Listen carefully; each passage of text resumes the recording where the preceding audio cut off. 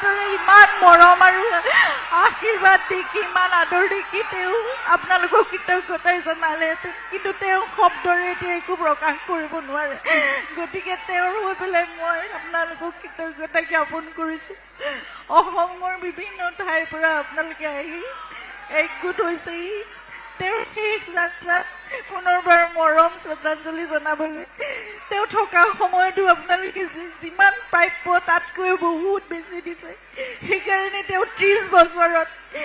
যিমানখিনি মানুহে হয়তো 100 বছৰতো কৰিব নোৱাৰে তাতকৈও বেছি কৰি কাম কৰিব পাৰিছে ইমানখিনি সফল হৈছে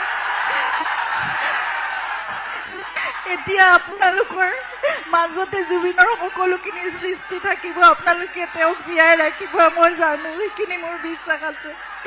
গতিকে জুবিনে সদায় সকলো একেলগ হৈ থকাটো বিচাৰে সদায় শান্তিৰে সদায় সুস্থিৰ সদায় শৃংখলাবদ্ধভাৱে তেওঁ সংস্কৃতিৰ বাট মুকলি কৰিব বিচাৰে আৰু আজি দেখিছোঁ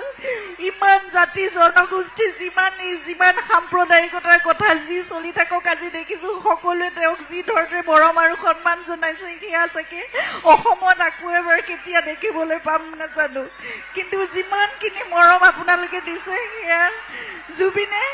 যথেষ্ট মই জানো কৃতজ্ঞতাৰে আৰু তেওঁ সন্তুষ্টিৰে তেওঁ অসমৰ পৰা আমাৰ মাজৰ পৰা কায়িকভাৱে বিদায় লৈ যায় যেনেকৈ যাব লাগে যাব কিন্তু তেওঁৰ আত্মা সদায় আমাৰ লগত আছে কাৰণ তেওঁ সদায় অসম ভাল পায় অসমীয়া আপোনালোকক ভাল পায় বাৰু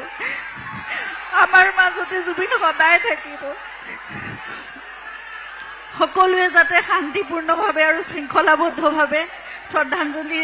যিখিনি আয়োজন কৰিছে সেইখিনি কাম কৰে অসমৰ মাননীয় মুখ্যমন্ত্ৰীয়ে আজি দিল্লীলৈ গৈ তেওঁক নিজে প্ৰথম তেওঁ ছিংগাপুৰৰ পৰা আহি পোৱাৰ পিছত ৰিচিভ কৰিছে তেওঁক শ্ৰদ্ধাঞ্জলি জনাইছে গতিকে মই অসম চৰকাৰ মই প্ৰশাসন আৰু আৰক্ষী আৰু ৰাইজক বিশেষকৈ আপোনালোকক সকলোকে পুনৰবাৰ অন্তৰৰ পৰা কৃতজ্ঞতা জনাইছোঁ জুবিনক আপোনালোকে এনেদৰে মৰমেৰে সদায় জীয়াই ৰাখিব আৰু নতুন প্ৰজন্মৰ মাজত জুবিন সদায় থাকিবলৈ ভাল পায় গতিকে আপোনালোকৰ হাততে এতিয়া জুবিন থাকিব ধন্যবাদ